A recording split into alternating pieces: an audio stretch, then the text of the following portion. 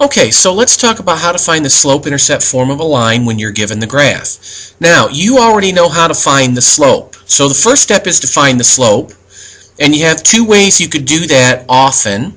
One way you could do it would be to do rise over the run, or you could do the formula, y2 minus y1 over x2 minus x1. For this problem, since I'm going by ones, I think I'm just going to do rise over run. So my rise is 1, 2, 3, 4, 5, 6. So I have a rise of 6. And I have a run of 2. So my slope would be 3. My second step, once I know the slope, is to find b. Find my y-intercept. Now, sometimes you can get it by looking. So I will put by looking, or sometimes you have to plug in numbers. So let me talk about plugging in numbers. Let me talk about what the difference is between these two methods, okay?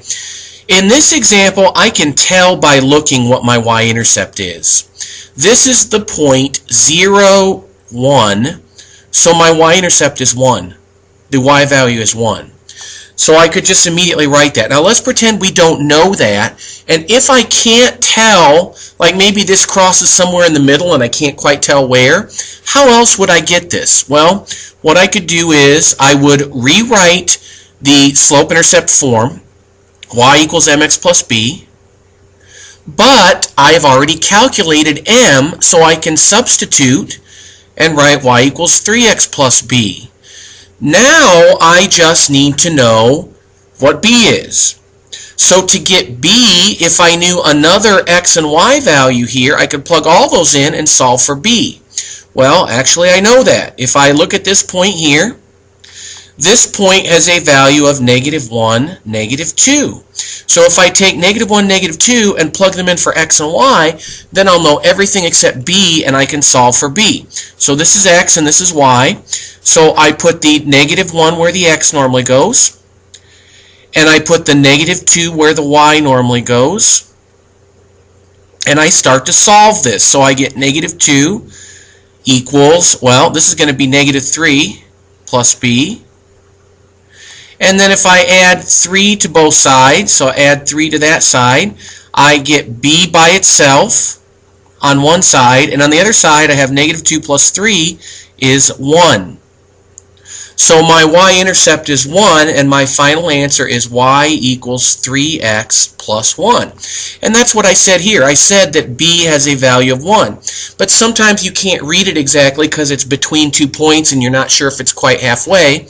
So if you don't know for sure, plug in x and y to make sure, okay? Let's do another one. So first thing we're going to do is find the slope. I'll use rise over run because it's faster. So my rise is a negative this time. It's 1, 2, 3, 4, 5, 6, but it's negative because you're moving down. And my run is 3. Your run is always positive because you always go left to right. So -6 over 3, and that's going to give me -2. Then I need to find b. Now, again, it looks like b is -1. So if you're absolutely sure that it's crossing at -1, you could just write y equals -2x minus 1 and be finished with it. But if you're not quite sure that it really crosses at -1, like if it's somewhere in between, then you have to calculate it. So let's pretend that this didn't look like it was exactly at -1 and I had to calculate it. So I have y equal mx plus b. I'm going to replace the m. And then I'm going to pick one of these 2 points that I was given. I'm just going to use this one. This is the point 1, -3. So there's x and there's y. And I'm going to plug in 1 for x. And I'm going to plug in -3 for y. So this gives me -2 times 1 is -2. And to get b by itself, I have to add 2 to both sides. So I get b equals negative 1, and then I would write my final answer, which I already have it here. I already said that I thought b was negative 1, but I wanted to make sure, and I had found my slope in the first step. So you find m, you find b. Let's do another one.